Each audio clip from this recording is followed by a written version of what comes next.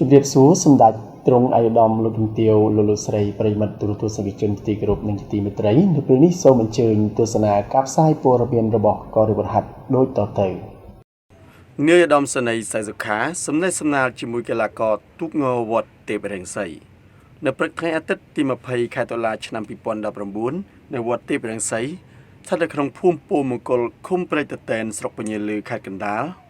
លោកនាយឧត្តមសេនីយ៍សៃសុខាអគ្គមេបញ្ជាការរងនៃកងយុទ្ធពលខេមរភូមិន្ទមេបញ្ជាការកងរាជវុធហត្ថលើផ្ទៃប្រទេសបានជួបសំណេះសំណាលជាមួយក្រុមកីឡាករទូកងឧបត្ថម្ភដោយលោកនាយឧត្តមសេនីយ៍សៃសុខាដែលមានឈ្មោះអធិរាជចក្រភពរង្សីនិងឈ្មោះទេពពេជ្រកុមារមហាពិភពគុណលោកនាយឧត្តមសេនីយ៍សៃសុខាបានមានប្រសាសន៍ថ្លែងនៅការកោតសរសើរនិងអរគុណយ៉ាងជ្រាលជ្រៅចំពោះការរៀបចំនៅវិធីបដិសណ្ឋារកិច្ចក៏ដូចជាការរាយការណ៍ត្រៀមវឹកហាត់រហូតជាង1ខែនិងសង្ឃឹមថាការត្រៀមនេះជ័យជំនះនឹងបានមកលើវត្តទេពរង្សីក្នុងពិធីសំណេះសំណាលនេះដែរលោកនាយឧត្តមសេនីយ៍សៃសុខាបានបន្ថែមថាទូកងដែលយើងត្រូវចូលរួមក្នុងពិធីប្រណាំងទូកនៅមុខព្រះបរមរាជវាំងមានមហាជនចូលរួមទស្សនាយ៉ាងច្រើនដូច្នេះក្រុមកីឡាករត្រូវចូលរួមថែរក្សាសន្តិសុខអនាម័យនិងសណ្ដាប់ធ្នាប់របៀបរៀបរយបើមានជនខិលខូចចូលបង្កអសន្តិសុខសូមរាយការណ៍ជាបន្ទាន់ដល់អាជ្ញាធរក៏ដូចជាកម្លាំងមានសមត្ថកិច្ចដែលនៅជិតបំផុតជោគជ័យនៃការបុណ្យអុំទូកគឺជាជោគជ័យនៃកម្លាំងសន្តិភាពជោគជ័យនៃការអុំទូកគឺជាជោគជ័យនៃការដឹកនាំរបស់រដ្ឋាភិបាល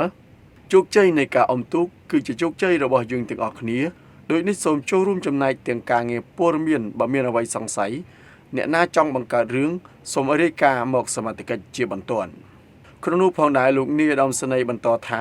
កីឡាករត្រូវលេងឲ្យអស់ពីសមត្ថភាពដើម្បីកិត្តិយសវត្តកិត្តិយសស្រុកភូមិនិងចុងក្រោយសូមឲ្យចូលរួមក្នុងពិធីកាត់កូនខ្លែងទោះជាឈ្នះឬក៏ចាញ់ក៏ដោយត្រូវចូលរួមសូមឲ្យចប់ចុងចប់ដើមមានវិន័យមានសណ្ដាប់ធ្នាប់គ្រប់តាមគណៈកម្មការរៀបចំប្រណាំងទូកលោកនាយឧត្តមសេនីយ៍ក៏បានឧបត្ថម្ភដល់ក្រុមកីឡាករមានថវិកា2លានរៀលអង្គ2តោនខោអាវមួក330សម្រាប់និងទឹកបរិសុទ្ធ300យូទឹកគោជល25កែនិងនៅថ្ងៃចូលរួមក្នុងពិធីមានការឧបត្ថម្ភដូចរាល់ឆ្នាំផងដែរ